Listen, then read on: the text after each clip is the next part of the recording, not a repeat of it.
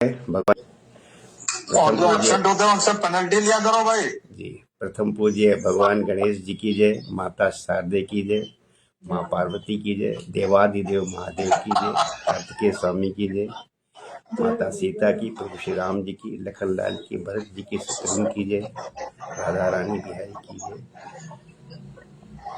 भगवान लक्ष्मी नारायण की जय।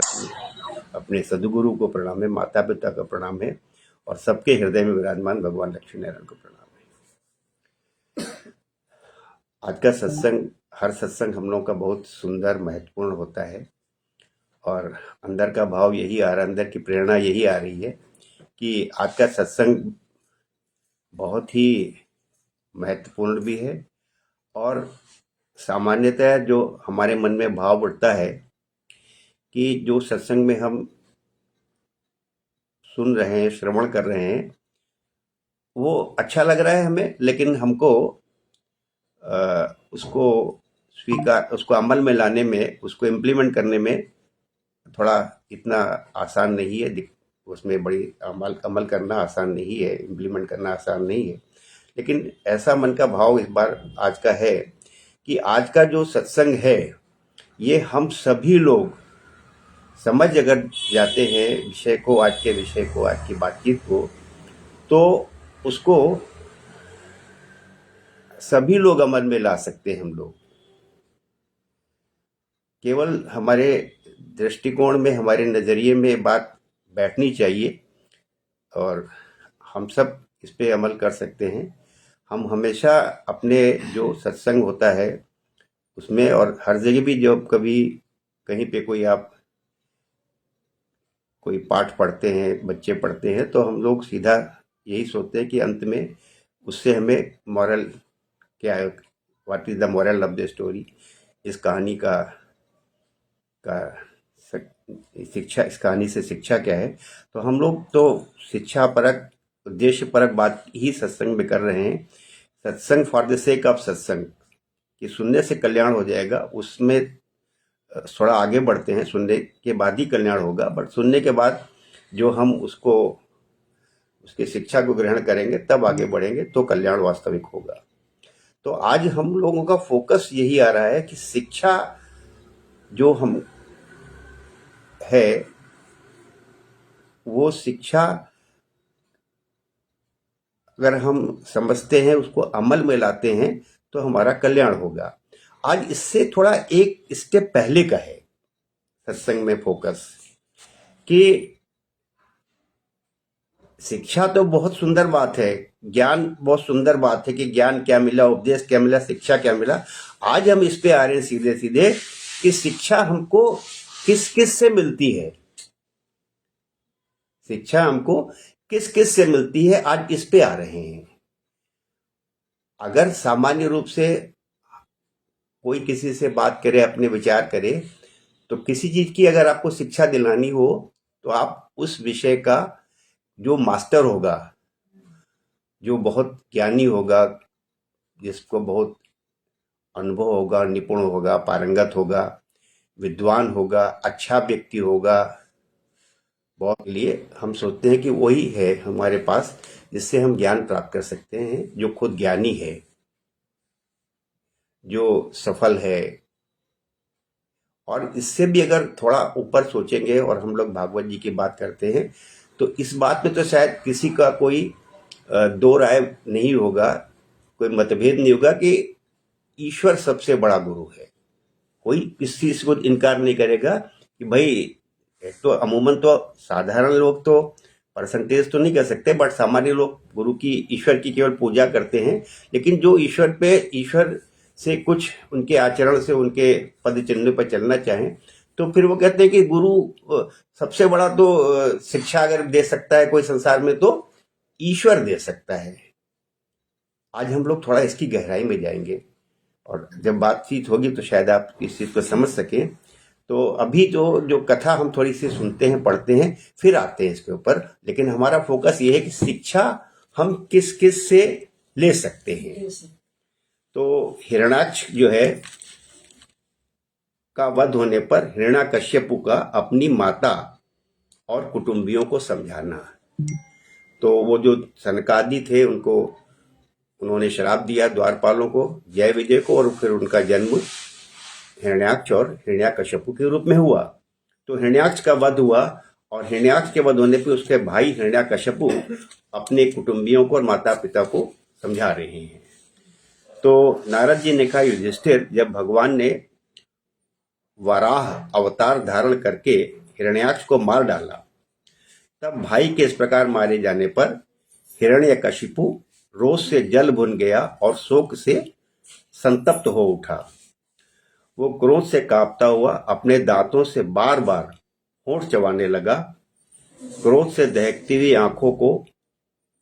आंखों की आग के धुएं से धूमिल हुए आकाश को देखता हुआ वो कहने लगा।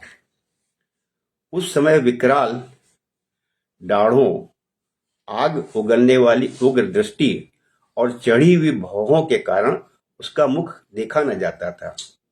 भरी सभा में त्रिशूल उठाकर उसने द्विमूर्धा, त्रयक्ष, शंबर, सतबाहु, हयग्रीव, नमुची, पाक, इलवल, विप्रचित्ति, पुलोमा और शकुन आदि को संबोधन करके कहा, दैत्यों और दानवों, तुम सब लोग मेरी बात सुनो। उसके बाद जैसे मैं कहता हूं वैसे करो। तुम्हें यह ज्ञात है कि मेरे क्षुद्र शत्रुओं ने मेरे परम प्यारे और हितैषी भाई को विष्णु से मरवा डाला है। यद्यपि वह देवता और दैत्य दोनों के प्रति समान है, तथापि दौड़ धूप और अनुनय विनय करके देवताओं ने उसे अपने पक्ष में कर लिया है। ये विष्णु पहले तो बहुत बड़ा शुद्ध और निष्पक्ष था, परंतु अब माया से वराह आदि रूप धारण करने लगा है और अपने स्वभाव से च्युत हो गया है, अपने स्वभाव से अलग हो गया है, विरत हो गया है। बच्चे की तरह जो उसकी सेवा करे उसी की ओर हो जाता है, उसका चित्त स्थिर नहीं है। अब मैं अपने इस शूल से उसका गला काट डालूंगा और उसके खून की धारा से अपने रुधिर प्रेमी भाई का तर्पण करूंगा। तब कहीं मेरे हृदय की पीड़ा शांत होगी। उस मायावी शत्रु के नष्ट होने पर, पेड़ की तरह कट जाने पर, डालियों के तरह सब देवता अपने आप सूख जाएंगे, क्योंकि उनका जीवन तो विष्णु ही है। इसलिए तुम लोग इसी समय पृथ्वी पर जाओ, और आजकल वहां ब्राह्मण और क्षत्रियों की बहुत बढ़ती हो गई है। वहां जो लोग तपस्या, यज्ञ, स्वाध्याय, व्रत और दान आदि शुभ कर्म कर रहे हैं, उन सबको मार डालो। तो इस तरह से उसने जो है अपने जो जितने दैत्य के प्रमुख लोग थे सबको बुला के कहा कि जाके उत्पीड़न करो। जितने भी देवता लोग हैं और जितनी भी गाय हैं और जितने भी स्त्री की चीजें हैं, उन सबको उत्पीड़न करो। तो इस प्रकार दैत्यों ने निरीह प्रजा का बहुत उत्पीड़न किया। उस समय देवता लोग स्वर्ग छोड़कर छिपे रूप से पृथ्वी में विचरण करने लगे। तो उसने जो उसके भाई की भगवान ने वराह अवतार धारण करके जो उसको वध किया था हिरण्याक्ष का, तो उसने अपने दैत्य के कुल के लोगों को कहा कि तुम इनका, देवताओं का और जो भी मानव जाति है उसका सबका पूरा संहार करो, विनाश करो। तो अब ये उसने उनके लोगों ने सब कर दिया, क्योंकि उनको तो असुरों को ये चीज अच्छी लगती है। हिरण्याकश्यप को बड़ा दुख ने उसकी अंत्येष्टि क्रिया से छुट्टी पा ली। तब शकुनी, शंबर, धृष्ट, भूत, संतापन, वृक, कालनाभ, महानाभ, हरीश, मश्रु और उत्कच अपने इन भतीजों को सांत्वना दी। उनकी माता वृषाभानु को और अपनी माता दिति को देश काल के अनुसार मधुर वाणी से समझाते हुए कहा। अब जो है देवताओं के प्रति जो कुछ करना था, बदला लेना था, वो सब संपन्न हो गई अंत्येष्टि की। तो फिर जो है अब जो उसके कुल के लोग बहुत अशांत थे, क्रोधित थे, उनको शांत करने का वो उनको बात कर रहा है। तो हिरण्याकश्यप ने कहा, मेरी प्यारी माँ, बहू और पुत्रों, तुम्हें वीर हिरण्याक्ष के लिए किसी प्रकार का शोक नहीं करना चाहिए। वीरों के लिए ऐसी ही मृत्यु श्लाघनीय प्रशंसनीय होती है। देवी जैसे प्याऊ पर, अब ये जो शिक्षा आ रही है, शिक्षा पे भी हम लोग गहराई में जाएंगे, लेकिन आज हमारा फोकस शिक्षा सुनने की। तो देवी जैसे प्याऊ पर बहुत से लोग इकट्ठे हो जाते हैं, परंतु उनका मिलना जुलना, अब वो समझा रहा है कि जैसे प्याऊ होता है तो प्याऊ पर बहुत से लोग इकट्ठे हो जाते हैं, परंतु उनका मिलना जुलना थोड़ी देर के लिए होता है। वैसे ही अपने कर्मों के फेर से दैववश जीव भी मिलते और बिछुड़ते हैं। वास्तव में आत्मा नित्य, अविनाशी, शुद्ध, सर्वगत, सर्वज्ञ और देह इंद्रिय आदि से पृथक है, अलग है। वो अपनी अविद्या से ही देह आदि की सृष्टि करके भोगों के साधन सूक्ष्म शरीर को स्वीकार करता है। जैसे हिलते हुए पानी के साथ प्रतिबिंबित होने वाले वृक्ष भी और घुमाई जाती हुई आंख के साथ सारी पृथ्वी ही घूमती से दिखाई देती है, कल्याणी वैसे ही विषयों के कारण मन भटकने लगता है और वास्तव में निर्विकार होने पर भी उसी के समान आत्मा भी भटकता हुआ सा जान पड़ता है। अब आपको उदाहरण समझा रहे हैं कि वो पेड़ तो नहीं हिल रहे हैं, लेकिन वो पानी हिल रहा है, इसलिए पेड़ हिलते हुए जाने पड़ते हैं। तो वैसे ही वो समझा रहे हैं कि जो है आत्मा भी जो है आपको भटकती हुई जानी पड़ती। वस्तुतः जैसे पेड़ स्थिर है, वैसे ही आत्मा भी स्थिर है। तो उसका स्थूल और सूक्ष्म शरीरों से कोई भी संबंध नहीं है, फिर भी वो संबंधी सा जान पड़ता है। सब प्रकार से शरीर रहित शरीर संबंधी, इसी से प्रिय अथवा अप्रिय वस्तुओं का मिलना और बिछुड़ना होता है। इसी से कर्मों के साथ संबंध हो जाने के कारण संसार में भटकना पड़ता है। संसार में जो आवागमन से आप मुक्ति चाहते हो, तो उसके बारे में बता रहा है कि क्यों आवागमन होता है, क्यों भटकना पड़ता है। जन्म मृत्यु, अनेकों प्रकार के शोक, अविवेक, चिंता और विवेक की स्मृति, विवेक की विस्मृति, विवेक खत्म हो जाना, सबका कारण यह। इस विषय में महात्मा लोग वो इतिहास मरे हुए मनुष्य के संबंधियों के साथ यमराज की बातचीत है। अब वो बता रहे हैं, सब हिरण्यकशिपु बता रहे हैं अपनी माता को, अपनी बहू को, तो वो इतिहास बता रहे हैं कि वो इतिहास मरे हुए मनुष्य के संबंधियों के साथ यमराज की बातचीत है। तुम लोग ध्यान से सुनो। अब हम लोग इसमें और अंदर में अच्छे से चर्चा करेंगे, लेकिन अभी हम लोग आगे बढ़ते हैं। उसी नर देश में एक बड़ा यशस्वी राजा था। उसका नाम था सुयज्ञ। लड़ाई में शत्रुओं ने उसे मार डाला। उस समय उसके भाई बंधु उसे घेर कर बैठ गए। उसका जड़ाऊ कवच छिन्न भिन्न हो गया था, गहने और मालाएं तहस नहस हो गई थी, बाणों की मार से कलेजा फट गया था, शरीर खून से लथपथ था, बाल बिखर गए थे, आंखें धस गई थी, क्रोध के मारे दांतों से उसके होंठ दबे हुए थे, कमल के समान मुख धूल से ढक गया था, युद्ध में उसके शस्त्र और बाहें कट गई थी। रानियों को दैववश अपने पतिदेव उसी नर नरेश की यह दशा देखकर बड़ा दुख हुआ। वे, हा नाथ, हम अभागिन तो बेमौत मारी गई, यूं कहकर बार बार जोर से छाती पीटती हुई अपने स्वामी के चरणों के पास गिर पड़ी। वे जोर जोर से इतना रोने लगी कि उनके कुछ कुंकुम से मिलकर बहते हुए लाल लाल आंसुओं ने प्रियतम के पाद पद्म पखार दिए। उनके केस और गहने इधर उधर बिखर गए। वे करुण क्रंदन के साथ विलाप कर रही थी, जिसे सुनकर मनुष्यों के हृदय में शोक का संचार हो जाता है।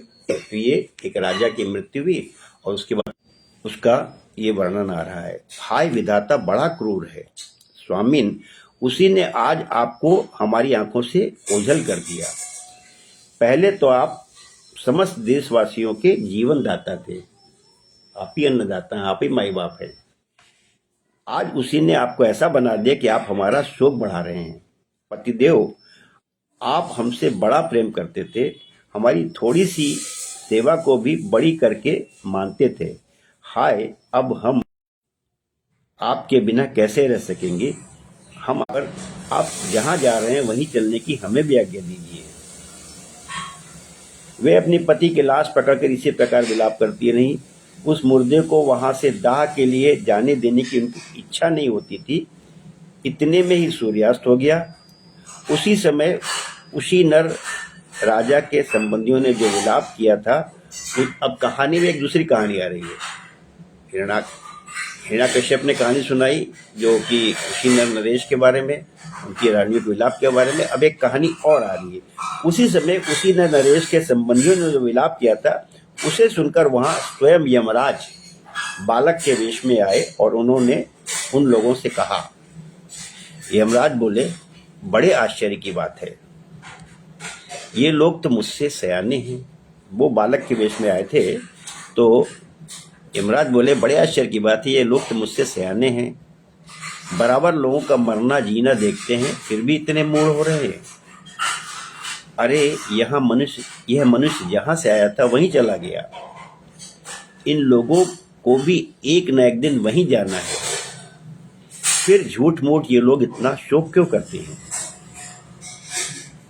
हम तो तुमसे लाख गुने अच्छे हैं, परम धन्य हैं, क्योंकि हमारे माँ बाप ने हमें छोड़ दिया। वो एक बालक बन के आए थे कि हमारे माँ बाप ने हमें छोड़ दिया, हमारे शरीर में पर्याप्त बल भी नहीं, हम तो कमजोर हैं, बालक हैं, फिर भी हमें कोई चिंता नहीं है।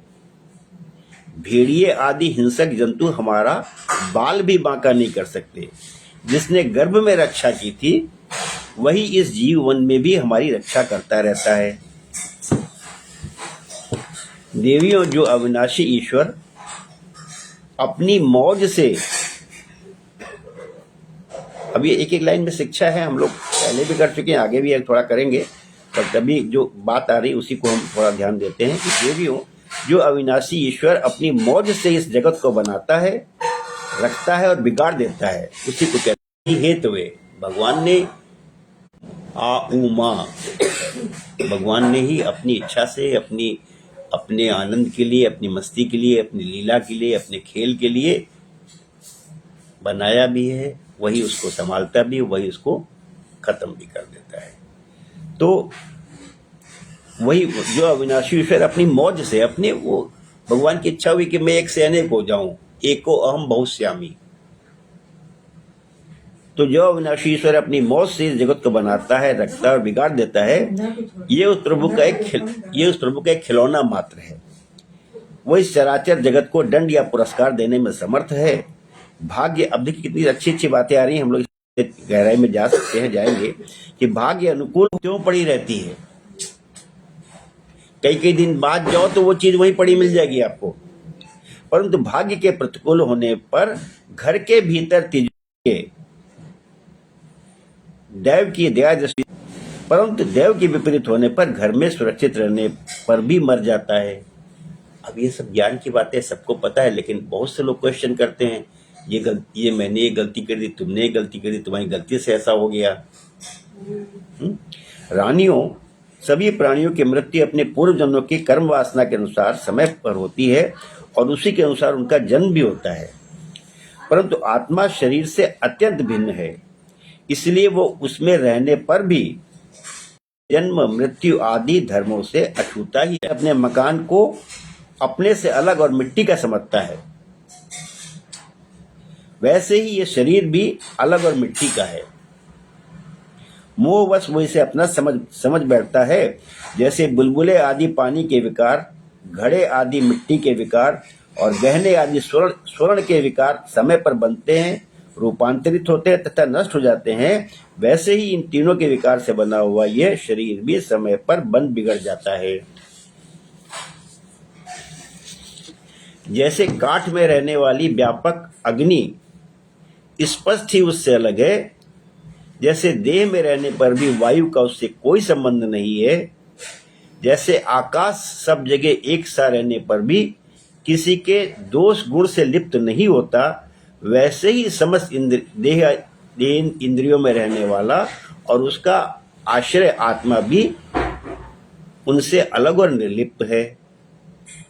मूर्खों, जिसके लिए तुम सब शोक कर रहे हो, वो सुयज्ञ नाम का शरीर तो तुम्हारे सामने पड़ा है। तुम लोग इसी को देखते थे। इसमें जो सुनने वाला और बोलने वाला था वो तो कभी किसी को नहीं दिखाई पड़ता था, फिर आज भी नहीं दिखाई दे रहा है, तो शोक क्यों?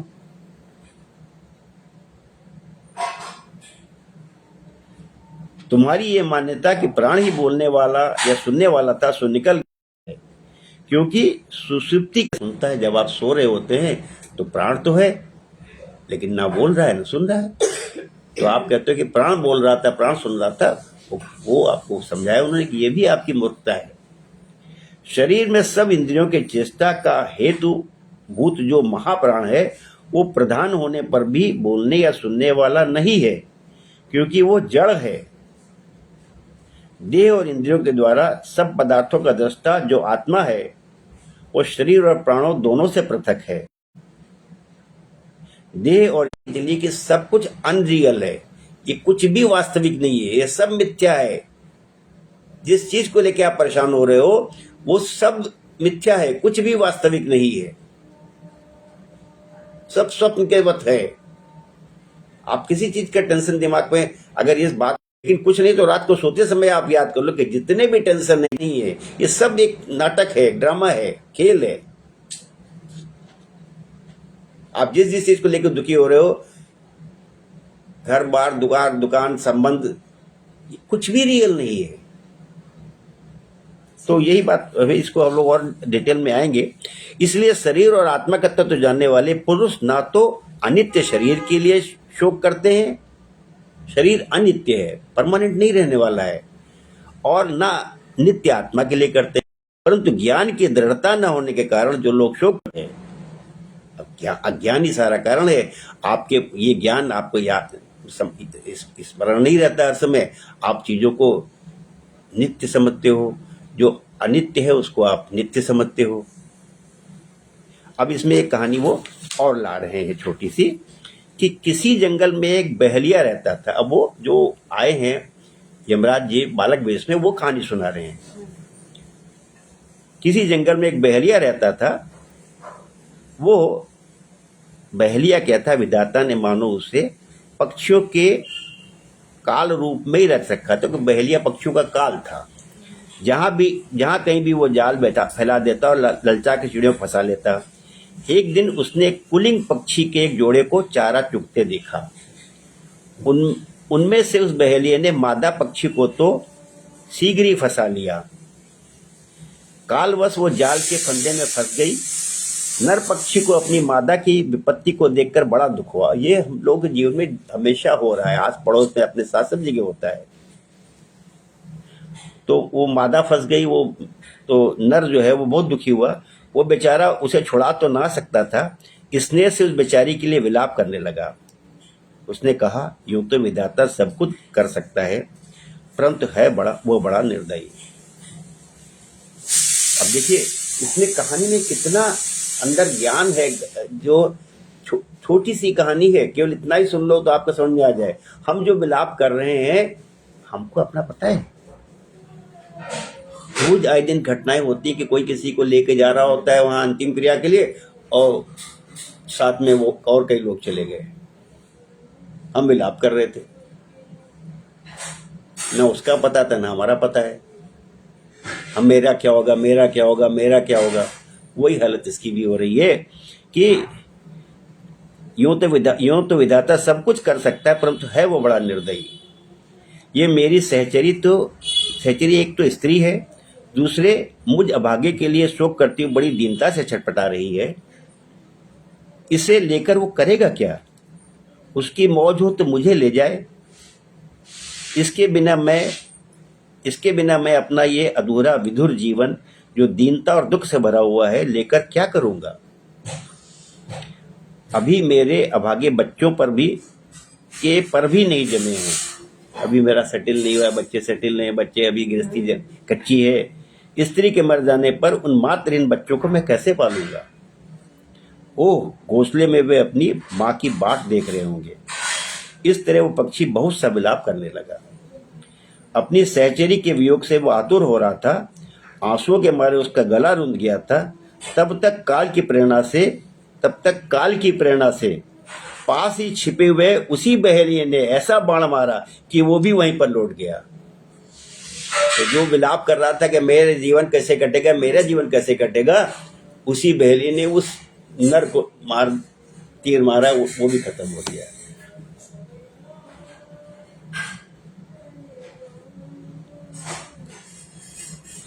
मूर्ख रानियों, तुम्हारी भी यही दशा होने वाली है।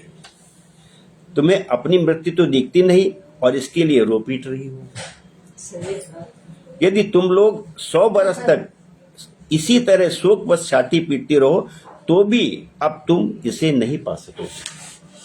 हिरण्यकश्यप ने कहा, उस छोटे से बालक की ऐसी ज्ञान, अब ये हिरण्यकश्यप उसको निचोड़ में सब सुना रहे हैं, हिरण्यकश्यप सुना रहे हैं। तो हिरण्यकश्यप ने कहा, उस छोटे से बालक की ऐसी ज्ञानपूर्ण बातें सुनकर सबके सब दंग रह गए।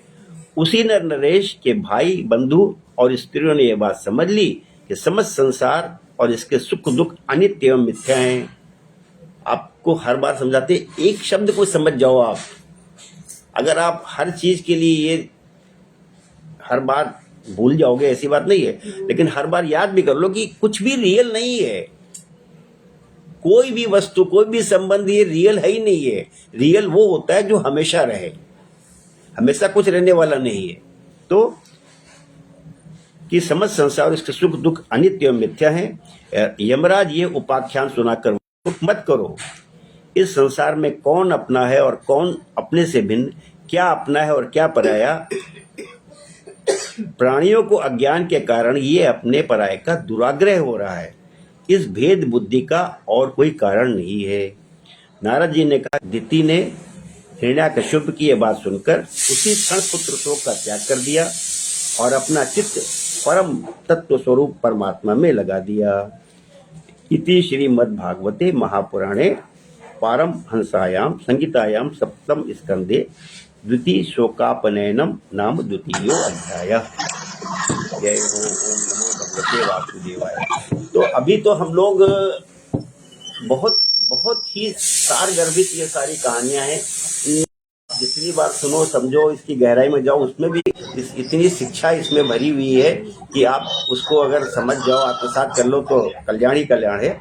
लेकिन अभी हम अपने फिर से टॉपिक पे आ रहे हैं कि हमें शिक्षा किससे मिल सकती है, किस से मिल सकती है, कहाँ से मिल सकती है, हम उस पॉइंट पे आ रहे हैं। तो हमने शुरू में बात की थी कि अगर हम जीवन में ये ज्ञान पाना है, किसी श्रेष्ठ अच्छे व्यक्ति के पास, किसी ज्ञानी के पास, किसी विद्वान के पास जाए, ठीक है नहीं, तो हमको शिक्षा मिलेगी। किसी अगर शिक्षा पाने के लिए आप कभी इस चीज को कभी सोचोगे क्या कि भैया शिक्षा पानी है, तो आप सोचोगे कि भैया किसी असुर से, किसी अधर्मी से, किसी पापी से, किसी हारे हुए व्यक्ति से, किसी बिगड़े हुए काम से आप नहीं जाओगे। आपको नहीं लगता है कि भैया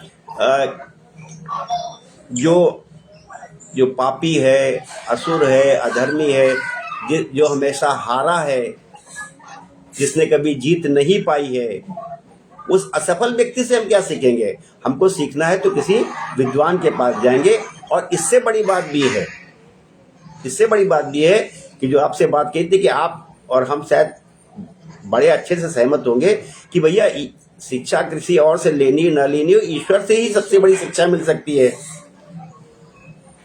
तो आज हमारा प्रश्न यही था और यही प्रश्न हमारा है। आपको छोटा सा उदाहरण देते हैं, आगे कहानी में और बढ़ाएंगे, इसको बात को बढ़ाएंगे। हम सबको याद है, लेकिन पता है, लेकिन याद नहीं रहता है।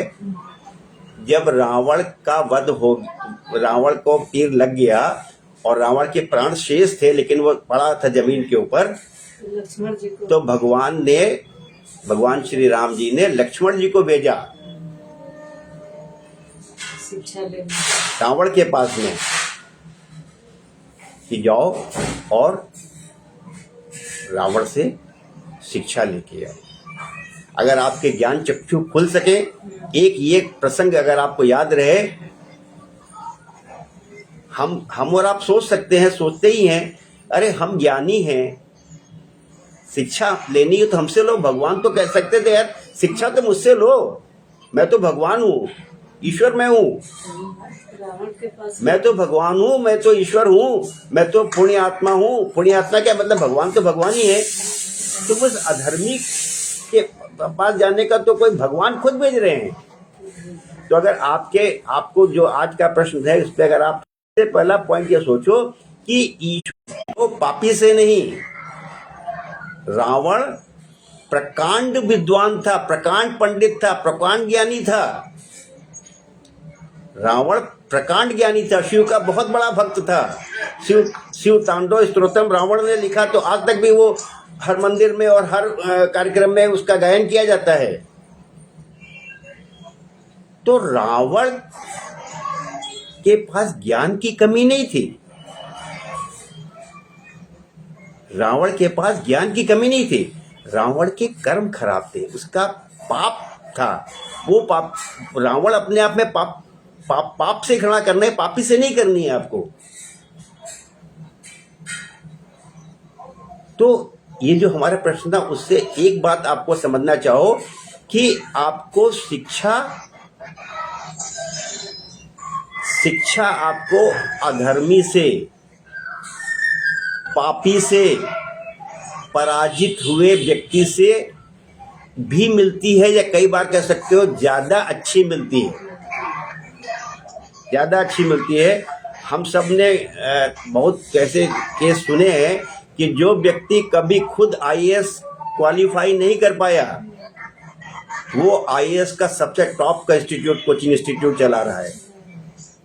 जो कभी आईएएस नहीं बन पाया खुद, वो आईएएस का सबसे बढ़िया टॉप इंस्टीट्यूट चला रहा है, क्योंकि उसको ये पता है कि मैंने गलती कहाँ कहाँ की। उसको पता है कि मेरी असफलता का कारण क्या है। उसको पता है कि मेरी असफलता का कारण क्या है। एक सफल व्यक्ति उतना नहीं आप उसको बता सकता है जितना एक असफल व्यक्ति बता सकता है कि भाई मैंने चूक कहाँ की। इसीलिए जो खुद डॉक्टर नहीं बन पाए, जो खुद आईएएस नहीं बन पाए, वो कोचिंग इंस्टीट्यूट चलाते हैं और बहुत सक्सेसफुल कोचिंग इंस्टीट्यूट चलाते हैं। तो शिक्षा आपको हर व्यक्ति में है। हर व्यक्ति जो कोई बुरा कर्म कर रहा है, वो उसको पता है कि मैं चोरी कर रहा हूं, उसको ये पता है कि मैं चोरी कर रहा हूं, मैं मर्डर कर रहा हूं। तो ज्ञान तो सबके पास है। अब स्थिति क्या है कि अगर आप समझना चाहो तो आपको समझ में आता है कि भैया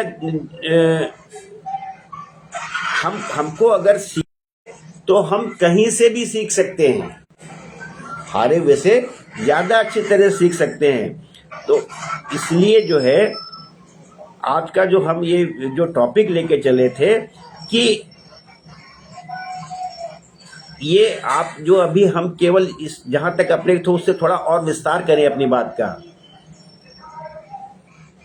कि हम सीख किससे सकते हैं वो भी एक विषय है, और स्वयं अपने आप से, अपनी परिस्थितियों से, अपनी असफलताओं से, अपनी विफलताओं से भी हम बहुत कुछ सीख सकते हैं, अगर हम सीखना चाहें तो। अगर हम सीखना चाहें तो बहुत से लोग अलग अलग जगह पर जो करते हैं, कोई भी काम करते हैं, कोई व्यापार करता है, कोई मार्केट में कुछ करता है, तो कहते हैं कि भैया अगर आपने कोई काम किया और सफल हो गया तो उसका परिणाम आपके सामने है, नहीं सफल हो तो उसका आपको एक्सपीरियंस सामने, आपको अनुभव मिला। किसी बढ़िया सा अच्छा भजन, उसकी एक लाइनें हैं कि अगर गलती रुलाती है, अगर गलती रुलाती है तो राहें भी दिखाती है, अगर गलती रुलाती है तो राहें भी दिखाती है, बसर गलती का पुतला है, ये अक्सर हो ही जाती है। जो गलती करके पछताए उसे इंसान कहते हैं। हम क्या करते हैं, अपनी गलतियों से हम उसका विवेचना नहीं करते, उसका विश्लेषण नहीं करते, और इसलिए हम गलती पे गलती करते जाते हैं। इसलिए हम गलती पे गलती करते चले जाते हैं। तो गलतियों में भी बहुत बड़ी पॉजिटिविटी छुपी हुई है, बहुत बड़ी सकारात्मकता छुपी हुई है कि गलतियां जो हैं वो देखा जाए तो आपके लिए एक अपॉर्चुनिटी है, एक आपके लिए अवसर है कि आप कैसे आगे बढ़ सकते हो। और इसीलिए कई बारी जो बातचीत एक और दूसरी शब्द आती है कि आपदा में अवसर। हम नकारात्मकताओं से, अपनी असफलताओं से, अपनी विपदाओं से, अपनी विफलताओं से हम घबराते हैं, परेशान होते हैं। अगर सही समझो तो जितनी भी नकारात्मक बातें हैं, जो सफल व्यक्ति हैं वो उसको अपने लिए एक अपॉर्चुनिटी मानते हैं, अपने लिए एक अवसर मानते हैं। इसीलिए कहा जाके आता है कि जो सफल लोग हैं, आजकल ये शब्द बहुत पॉपुलर है कि आपदा में अवसर ढूंढना, ब्लेसिंग्स इन डिस्गाइज।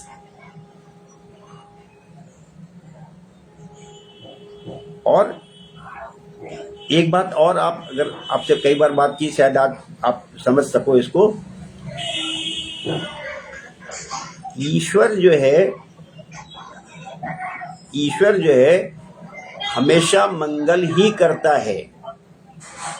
ईश्वर हमेशा मंगल ही करता है, आप मानो या न मानो, आप मानो या न मानो। मानोगे तो आपके मन में शांति रहेगी, नहीं मानोगे तब भी ईश्वर आपका मंगल करेगा, लेकिन आप अशांत रहोगे। आप नहीं मानोगे तो आप अशांत रहोगे, ईश्वर तब भी मंगल करेगा।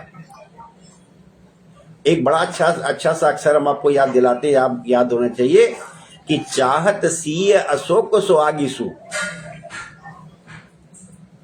सारी आशा खो गई, सारी उम्मीदें खत्म हो गई। अब तो भगवान सीता माता जो है वो अग्नि में प्रवेश करना चाहती हैं, आत्मदाह करना चाहती हैं। तो आप लाख नकारात्मक सोचो, लेकिन अल्टीमेटली भगवान आपका भलाई करेंगे। नकारात्मकता और सकारात्मकता है उसका केवल इतना है कि अगर आप नकारात्मक हो तो आप अशांति में रहोगे, और सकारात्मक हो तो आपको शांति रहेगी। तो चाहत सी अशोक सुहागसो और दय प्रभु मुद्रिका शोक निवारो, को नहीं जानत है जग में प्रभु कपि संकट मोचन नाम दियारो। तो ये जो आपका जो फर्क इतना है कि इस सिद्धांत को, इस बात को कि ईश्वर आपका मंगल, अगर आपके मन में बैठी हो कि ईश्वर खुद कह रहा है कि आप जाके किसी पापी से, किसी अधर्मी से शिक्षा लो, क्योंकि उस व्यक्ति को पता है कि मैंने कहाँ कहाँ गलती की। उस व्यक्ति को पता है कहाँ कहाँ गलती की। और इसी में एक आपको और बात याद रखनी चाहिए आपको कि अच्छा सा फार्मूला है, पता नहीं आप याद रखते हैं या रखते हो। कहते हैं जो अच्छा लगे उसे अपना लो, जो बुरा लगे उसे जाने दो। हर व्यक्ति में कुछ ना कुछ अच्छाई जरूर होती है, बुरे से बुरे व्यक्ति में कुछ ना कुछ अच्छाई होगी, और अच्छे से अच्छे व्यक्ति में कुछ ना कुछ बुराई भी हो सकती है। हमारा दृष्टिकोण क्या है, हम पाप से घृणा ना करके पापी से घृणा करने लगते हैं। जो बुरे से बुरा व्यक्ति, उसमें भी कुछ अच्छाई होगी, जिसमें आप सब बुराइयां देखते हो उसमें भी 4 अच्छाइयां होंगी, लेकिन हम वो देखना नहीं चाहते हैं। तो कहते हैं जो अच्छा लगे उसे अपना लो, जो बुरा लगे उसे जाने दो। इसके लिए आपको थोड़ा सा हम आपको ले चलते हैं कहाँ पे, पहले सुना चुके हैं, फिर से एक बार याद करिए। भगवान दत्तात्रेय के 24 गुरु थे। भगवान दत्तात्रेय के, आप चाहते हो कि आप महात्मा जी के से जाके ज्ञान लोगे, आप इनसे ज्ञान लोगे, आप उनसे उनके चरण रज लोगे। है क्या? गुरु बनाने का मतलब ये नहीं कि आप वैसे ही बन जाओ, आप उसमें से उसकी अच्छाई या बुराई बुराई स्वीकार कर लो, जो अच्छाई स्वीकार कर लो, बुराई उसको जाने दो, उससे कुछ शिक्षा ले लो। तो आप तो भटकते रहते हो, कहाँ कहाँ कहाँ, किसके चरण रज लेने, किसके चरण रज लेने, किसके चरण रज लेने। आपको आपके आसपास ही सारे। अब ये बात आपसे पहले कह चुके हैं। आप देखिए दत्तात्रेय जी किस किस से शिक्षा ली उन्होंने। तो दत्तात्रेय जी जो है एक वेश्या से भी शिक्षा लेते हैं। दत्तात्रेय जी एक वेश्या से भी शिक्षा लेते हैं, एक मकड़ी से भी शिक्षा लेते हैं, सांप से शिक्षा लेते हैं, बाण बनाने वाले से, तीरंदाज से शिक्षा लेते हैं, कुमारी कन्या से शिक्षा लेते हैं, एक छोटे बालक से शिक्षा लेते हैं। अब प्रश्न हमारा वही था कि शिक्षा हमें कहाँ कहाँ से मिल सकती है, शिक्षा हमें कहाँ कहाँ से मिल सकती है। आप सोचते हो शिक्षा के लिए किसी इनके पास जाए, किसी उनके पास जाए।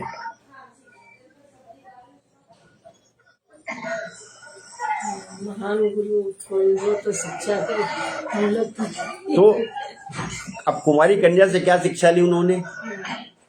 कुमारी कन्या से शिक्षा के लिए उन्होंने कि एक अकेली कुमारी कन्या धान कूट रही थी। जब उसकी चूड़ियां बजने लगी तो उसने एक एक करके सारी चूड़ियां उतार दी। तो होता ही है, आपका तो अनुभव है इसका कि चूड़ी लड़ रही है आपकी। तो उसकी सारी चूड़ियां बजने लगी, उसकी चूड़ियां बजने लगी, उसने एक एक करके सारी चूड़ियां उतार दी और केवल एक ही पहनी रखी। तो एक ही है तो फिर किसी से टकराएगी नहीं। तो जिससे शोर न हो, इससे दत्तात्रेय ने सीखा कि एकांत में रहकर ध्यान करना चाहिए और अत्यधिक संगति से बचना चाहिए, क्योंकि अधिक लोग होने पर अनावश्यक विवाद या शोर हो सकता है। अब ये शिक्षा लेनी है तो हम ले लेंगे। दत्तात्रेय जी ने इससे शिक्षा ली। दत्तात्रेय जी ने एक वैश्या से शिक्षा ली। क्या शिक्षा भी ली? कि पिंगला वैश्या,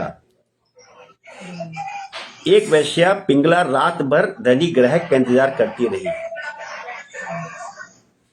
लेकिन कोई नहीं आया। अंत में उसने सभी आशाएं त्याग दी और ईश्वर में मन लगाया, जिससे उसे परम शांति मिली। इससे दत्तात्रेय ने निराशा से वैराग्य और सच्ची शांति की शिक्षा ली।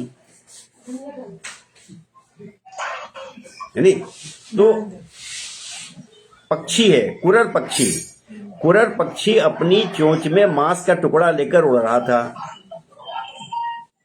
जिसे देखकर दूसरे पक्षी उसका पीछा कर रहे थे। जब उसने मांस का टुकड़ा छोड़ दिया तो उसे शांति मिली।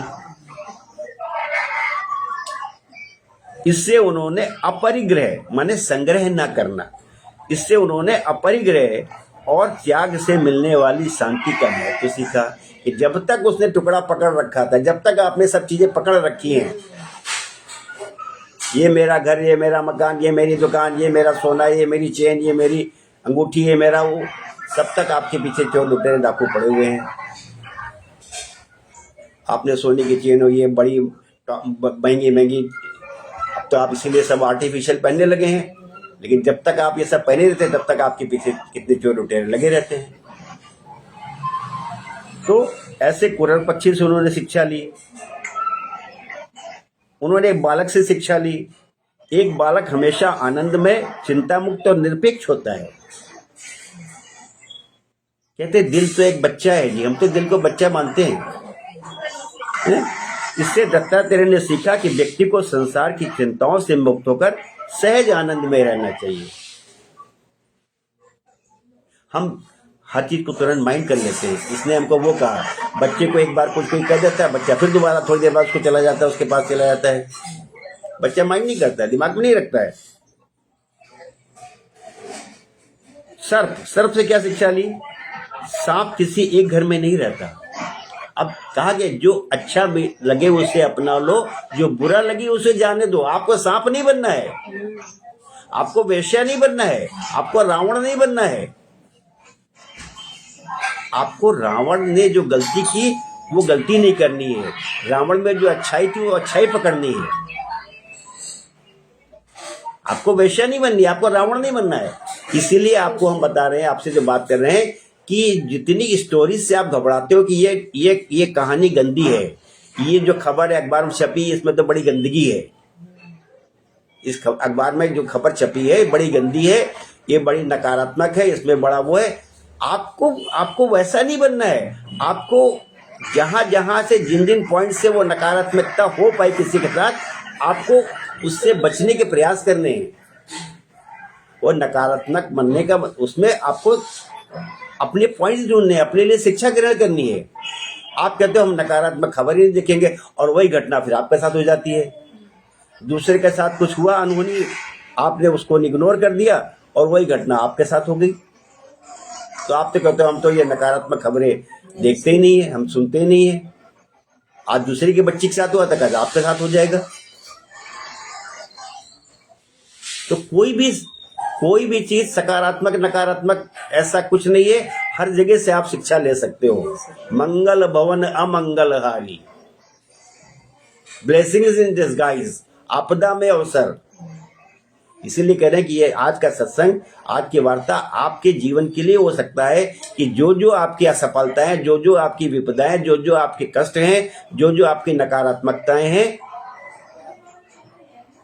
उन सब को एक अवसर मानो। उन सब में अपने लिए कुछ शिक्षा ग्रहण करो, उसमें अपने लिए कुछ अपने लिए आगे के लिए अपने लिए कुछ आप निष्कर्ष निकालो। तो शिक्षा कहाँ से मिल सकती है? शिक्षा आपको सर्वत्र मिल सकती है। और अगर आप सही मानो तो जो हारा हुआ है, जो पराजित है, वो उससे और बढ़िया शिक्षा मिल सकती है।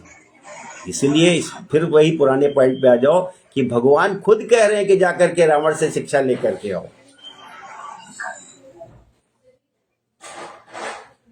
भगवान खुद कह रहे हैं कि रावण से शिक्षा लेकर के आओ। तो दत्तात्रेय जी के 24 जो गुरु हैं, ये अगर आप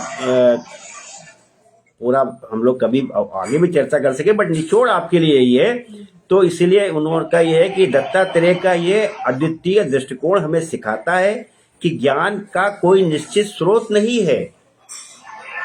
ज्ञान का कोई निश्चित स्रोत नहीं है। एक सच्चा जिज्ञासु व्यक्ति हर छोटी बड़ी घटना, हर प्राणी और प्रकृति के हर कण से ज्ञान ले सकते हैं, जीवन के गूढ़ रहस्यों को सीख सकता है।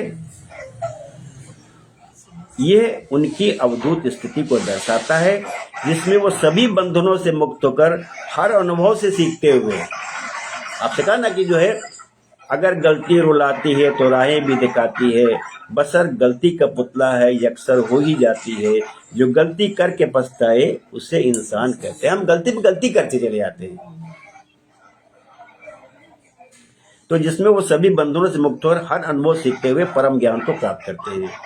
तो आज का अगर आपको बातचीत, आज का सत्संग का जो हमारा फोकस था, दृष्टिकोण था, और इसमें बड़ी अच्छी अच्छी बातें हैं। एक हम सब ने सुना है, रामचरितमानस का दोहा है, धीरज धर्म मित्र और नारी, आपत काल परखिए चारी। वो नारी के साथ पुरुष भी उसमें जोड़ लो। उसमें आपका पति कैसा है, आपकी पत्नी कैसी है, ये जब परेशानी है, कष्ट है, तब मालूम पड़ेगा कि पति कैसा है, पत्नी कैसी है, मित्र कैसा है। A friend in need is a friend in deed. जब जरूरत हो, जब आवश्यकता पड़े, जब संकट आए, तब मालूम पड़ता है कि वो मित्र आपका मित्र है कि नहीं, पति पत्नी है कि नहीं है। तो आप धैर्यवान है कि नहीं धैर्यवान है। इसलिए असली परीक्षा तो आपकी आपदा में ही होती है। असली परीक्षा तो आपकी जब सब कुछ अच्छा चल रहा हो, उसमें कहाँ आपके लिए कोई ऐसा अवसर आया। तो जहां जहां कष्ट है, जहां जहां परेशानी, जहां जहां आपदा है, वही आपके लिए अवसर है, वही आपके लिए शिक्षा है। आपके सत्संग का सारा निचोड़, सारी बातचीत यही है। जय श्री कृष्ण, जय श्री कृष्ण, जय श्री कृष्ण। तो चलिए, आज की बातचीत हम लोगों ने कुछ इस विषय पे केंद्रित की। आप सब लोगों को कैसी लगी, आप अपनी बात रखेंगे तो अच्छा लगेगा।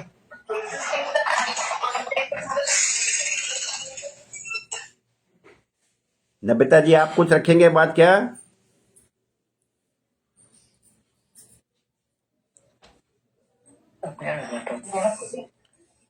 नबिता जी, आप बिजी रहते हैं, आप अपनी बात रखेंगे क्या? आप फोकस कर पाए या नहीं? अच्छा था काफी। आज आपने इतना पावरफुल था पूरा सत्संग की, खासकर जो टीन एज में है या हम लोग की लाइफ वाले हैं उन सब के लिए तो बहुत ही एप्ट है, क्योंकि हम लोग कहीं ना कहीं उन्हीं सब चीजों से बहुत अपने आप को हताश कर लेते हैं फेलियर से। और दूसरी बात कि दूसरे में गलती ढूंढने लगते हैं बहुत जल्दी। तो ये the sin not the sinner. और उसके अलावा हर जगह हर एग्जाम्पल में हर सबसे ही आपको कुछ ना कुछ सीखने को मिल सकता है। हम कभी कभी बच्चों में बहुत कुछ ऐसी ये कितना सही है, बड़े होते हैं इतने सेंटर सेट कर लेते हैं कि फिर वो चीज बड़ी मुश्किल हो जाती है। वो नेचुरली आती नहीं है, एफर्ट्स करो उसके बाद भी नहीं याद रहता है। तो मतलब एक वन टाइम के लिए हो जाएगी, सेकेंड टाइम से कहीं कुछ वैसी गलती हो जाती है। तो बहुत अच्छा आई ओपनर था और बहुत सुंदर सत्संग था। उसको हम सच में शांति से बैठ के एक बार दोबारा सुनेंगे। जय जय श्री कृष्ण, जय श्री कृष्ण, जय श्री कृष्ण। चलिए आंटी जी से थोड़ा बात कर लेते हैं। आंटी जी को थोड़ा अपना उनके घरेलू काफी रहता है टाइम, बताइए भाभी जी। जैसे आपने बताया कि इंसान के जीवन में जितने भी अनुभव होते हैं उनसे भी शिक्षा लेनी चाहिए। या कोई व्यक्ति है अगर बुरा भी है उसके अंदर भी कुछ ना कुछ अच्छाइयाँ होती है, उससे भी हम कुछ शिक्षा, अगर अच्छी बातें उसके अंदर कुछ है तो वो भी हम ग्रहण कर सकते हैं। हर इंसान के अंदर अच्छाई बुराई दोनों होती हैं। तो उसका भी हम ये ना सोचें कि ये तो बहुत बुरा इंसान है इसको इग्नोर करो। मतलब हर इंसान से शिक्षा ली जा सकती है। बहुत सुंदर बात है। आप तक, हम सब तक ये बात मैसेज अगर भगवान करे ऐसा पहुंचता है तो हमारे लिए, आप देखिए ना, जितने जीवन में जिसके भी आपके संपर्क है, जहां जहां से आपका संपर्क है, आप सोचोगे इस पॉइंट, छोटे छोटे पॉइंट है, बुरे से बुरे व्यक्ति में भी कुछ ना कुछ अच्छी बात होती है। आप किसी का नाम ले तो शायद थोड़ा अजीब लगेगा, जिसको मान लो कोई अपनी बहू का बहुत बुरा मानता है, उस बुरी बहू में भी कुछ अच्छाई होंगी। आप उसकी दो अच्छाइयों को अगर आप उभार के बोलोगे, सारा सीन बदल जाएगा आपका। लेकिन हम लोग क्या है कि बुराइयों को देखते हैं, वही करो तो अगर उसकी दो अच्छाइयों को आपने थोड़ा हाईलाइट कर दिया, थोड़ा कर दिया, देखिए पूरा सीन बदलना शुरू हो जाएगा आपका। तो ये छोटी छोटी बातें अगर आप समझ सकते हैं, स्वीकार कर सकते हो तो बहुत फर्क पड़ सकता है। अच्छाई जब देखोगे तभी देख पाओगे, वरना तो सब तक तो बुराई बुराई है। हर इंसान जो है किसी की अच्छाई देखना भी नहीं पसंद करता, ये भी बात है।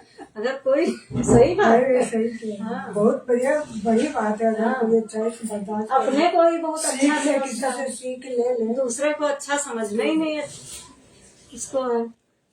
वो सोचता हम ही, जैसे सास है वो सोचते हैं अरे हमें सर्वगुण संपन्न हम ही हैं, है ना। बहू को तो कुछ आता ही नहीं, हर काम में टोका टाकी ये भी तो होता है ना। तभी तो मामला जो है बिगड़ जाता है। टोकना ही नहीं चाहिए भाई, वो भी सीख रही है, उसको बता सकते हैं। बहुत अच्छी बात है, इस बात पर तो ताली तो बनती है भाई, ताली तो बनती है। विपुल भैया, आपके भी उसको जो होता है समअप करते हैं, उसको सब लोग बहुत अप्रिशिएट करते हैं। आज संयोग से आपका नंबर तीसरे पायदान पे आ गया, बट आप बड़ा अच्छे से एग्जॉस्टिव तरीके से आप अपनी बात रखते हैं। स्वागत रहेगा आपका भी। सत्संग सुनाते सुनाते आप भी बहुत परिपक्व हो गए हैं, बहुत बढ़िया आप लगने लगा है, बहुत अच्छा लगता है। हाँ भैया, हाँ भैया जी। आज का सत्संग तो दादा पूरा ज्ञान से परिपूर्ण ही था।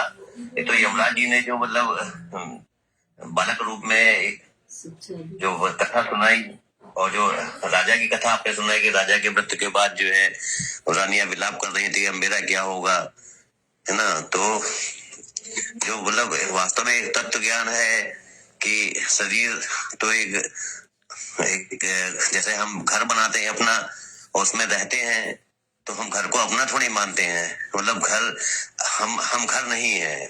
उसी तरह से ये शरीर जो है एक आत्मा का घर है और हम उसमें आत्मा निवास कर रही है। वो शरीर की कोई वैल्यू नहीं है। वैल्यू तो जो उसमें परमपिता परमेश्वर के रूप में जो जीव है, ब्रह्म है, जो विद्वान है, उसका वैल्यू है। जैसे ही शरीर से वो आत्मा निकल जाती है तो शरीर की तो कोई वैल्यू नहीं रहती, जल्दी हटाओ जल्दी ले जाओ इसको। तो लोग शरीर के प्रति जो विलाप करते हैं तो वो तो बिल्कुल ही गलत है। जैसे अब है ना ब्रह्म सत्य जगत मिथ्या, तो जगत में जो कुछ है वो सब जो है मिथ्या है। सब जैसे रात में सपना में जो कुछ देखा और सुबह वो सपना सब झूठा निकल गया, मतलब सपने में जो देखा तो उसको सपना कोई वास्तविक तो है नहीं। उसी तरह से जगत में जो कुछ है कोई वास्तविक नहीं, वास्तविक तो सिर्फ ईश्वर है। तो ये वाला जो ज्ञान आपने बताया, मतलब इसमें बहुत सारी और भी चीजें थी, लेकिन शरीर की कोई वैल्यू नहीं है। जब तक उसमें प्राण है, ईश्वर है, तब तक वो उसकी वैल्यू है। जहां निकले तहां जल्दी से ले जाओगे। बिल्कुल सही कह रहे हैं। और रही शिक्षा की बात, तो शिक्षा के लिए कोई विद्वान हो ये बिल्कुल भी जरूरी नहीं। शिक्षा तो किसी भी, जैसे हम कार ड्राइविंग सीखते हैं तो कार ड्राइविंग के लिए हमको कोई MBBS या कोई PhD वाला थोड़ी सिखाने आता है। वो तो जो अनपढ़ होता है वही हमको कार सिखाना सिखाता है। हम कार लर्निंग स्कूल में जाते हैं तो हमको जो वो कितना पढ़े होते हैं, लेकिन कार सीखते तो होनी से हैं, तो शिक्षा तो उनसे भी लेते हैं। तो वो हमको बताते हैं कैसे आगे लगेगा, कैसे पीछे लगेगा।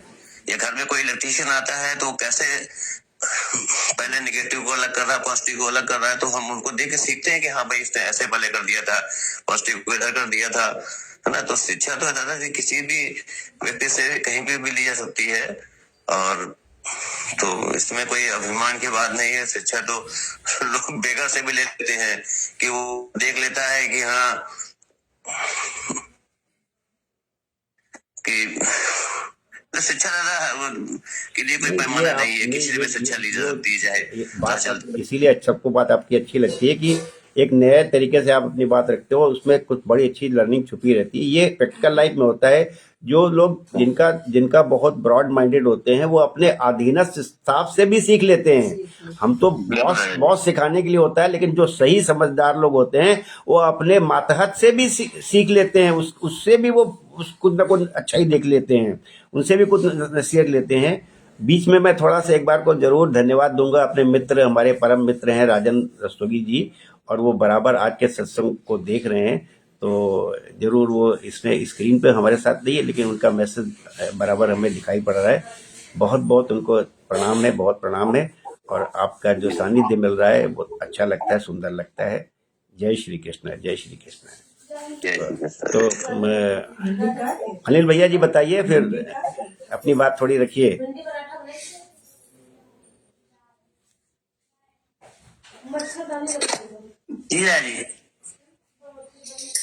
अब आप भी बोलने लगे, इसलिए मत बोला करिए कि हमें बोलना नहीं आता है। जब आप दिल से बोलते हो तो अच्छा बोलते हैं आप। नहीं, सही बात बोलना से कुछ नहीं आता। नहीं, विपुल ने जो कहा सही बात है कि शिक्षा आप किसी भी स्तर से ज्ञानी हो, शिक्षा किसी से सिखाते हैं। सही बात थोड़ी होते थे, लेकिन ठीक है, मुझसे प्राप्त कर सकते हैं। बाकी जैसे कि आत्मा नित्य है, शरीर अनित्य है, तो इस बारे में सब कुछ पुराणों में, गीता में, शास्त्र में लिखा जरूर है। लेकिन आज का जो आदमी है वो विलाप तो करता है, लेकिन ये भी कहा जाता है जो आदमी विलाप करता है अपने स्वार्थ वश विलाप करता है कि चले गए अब हमारा क्या होगा, इनसे हमें ये लाभ मिलता था, इनसे ये लाभ मिलता, ये कमा जाते थे। तो आदमी से लिखा है कि आदमी अपने स्वार्थ में लौट के सब भूल जाएंगे, कुछ नहीं। आदमी सुहारी करे, तो ये भी बात है कि जो कुछ होता है वो ईश्वर की इच्छा से होता है। वो आया, जो चला गया, इसका तो उसकी इतनी ही लाइफ थी, उसकी इतनी सांसें थी, वो चला गया। तो हम ये मान लें तो भी हमको जो है संतोष नहीं करना चाहिए, विलाप नहीं करना चाहिए कि सब कुछ हर कुछ है ईश्वर की इच्छा से होता है। उसकी इतनी सांसें थी, पूरी चला गया, वो विलाप नहीं करना। लेकिन प्रैक्टिकल लाइफ में ये सब होता नहीं कि आदमी स्वार्थी होता है। चलिए, हम लोग अच्छी बात कर रहे हैं। ईश्वर करेगा हम सब में इसका बड़ा परिवर्तन, बड़ा चेंज आएगा। और एक बात बीच में और थोड़ी सी आपको हल्की सी बात कर ली जाए कि ये जो कोई जरूरी नहीं कि पिता से पुत्र सीखे, पुत्र से भी पिता सीखता है। और आपके सामने उदाहरण है व्यास जी का और सुखदेव जी का। जब सुखदेव जी कथा कह रहे थे तो व्यास जी से ऐसा नहीं है, आयु से या उससे कोई लेना देना नहीं है। अब राजनक शिक्षा के तो वो जो है अष्टम के बूढ़े तो बच्चे कितने बूढ़े थे। बिल्कुल बिल्कुल बिल्कुल। तो इसलिए जो है बालक थे। शिक्षा कहीं से भी ली जा सकती है। चलिए बॉस से कहेंगे, खंडेलवाल साहब से, कि थोड़ी अपनी बात रखेंगे। सारी बात तो हो गई, अभी क्या बात रखें? आवाज आ रही है? जी आ रही है। आशीर्वाद मिलना चाहिए ना। देखिए ये जो शिक्षा की बात जो आ रही है ना, जी ये शिक्षा लेने वाले के ऊपर है, देने वाले के ऊपर नहीं जी है। जी अगर हम लेना चाहते हैं तो कहीं से भी ले सकते हैं, जो तो नहीं लाई, स्कूल है ना, होती है जो। जी जी जी तो अभी एक एग्जांपल देता हूँ, जब कोई सेकंड लेफ्टिनेंट के लिए जब सिलेक्शन होता है जी तो उसकी ट्रेनिंग होती है, लेकिन ट्रेनिंग जो करता है वो कराता है, वो सिपाही कराता है उसको, जो बिल्कुल सही कह रहे हैं, जिसमें ट्रेनर है जो। बिल्कुल सही कह रहे हैं सर। और ये प्रैक्टिकल शायद आपने किया हुआ, मैंने तो किया है कि जब हम लोग बैंक में एज ए प्रोबेशनरी ऑफिसर गए तो जो क्लरिकल थे वहाँ के सीनियर, उनसे उनसे ही उस काम सीखना पड़ा, वही काम सिखाते हैं। बाद में हम अरे उनको बाद में आपको उनको हम इंस्ट्रक्शन कुछ भी दें, ऑर्डर कुछ भी दें, लेकिन वर्चुअली काम सिखाते वही ABCD और डेबिट क्रेडिट वही सिखाते हैं। अरे भाई मैं तो उनको बटर टोस्ट और लंच में ये खाता था डेली जी सीखने के लिए। मैंने कहा भाई दो सीखना चाहते हैं तो हमें उच्च स्तर से ही सीखना है। हम अपने अधीनस्थ से भी बहुत कुछ सीख सकते हैं, और सीखते ही हैं लोग, और ज्यादा कहीं आसानी से से भी सीखते हैं। ये बिल्कुल कहीं से भी सीख सकते हैं। पहले बॉलीवुड की पिक्चर आती थी तो उसमें ये था कि आपके अंदर आपको अगर है तो आपको कुछ ना कुछ अच्छा ही उसमें मिल जाएगी। तो कुल मिलाकर के आज हमारा टॉपिक भगवान की कृपा से शायद सफल रहा कि हम शिक्षा कहाँ कहाँ से प्राप्त कर सकते हैं। ये आज बहुत सही है। बिल्कुल बिल्कुल कि अब फिर से तब तो हमको क्लास को सर सर करके बात करते हैं, लेकिन जब जाते हैं अपने जिले में DM होके तब उनका जज्बा देखिए फिर। बिल्कुल सही है।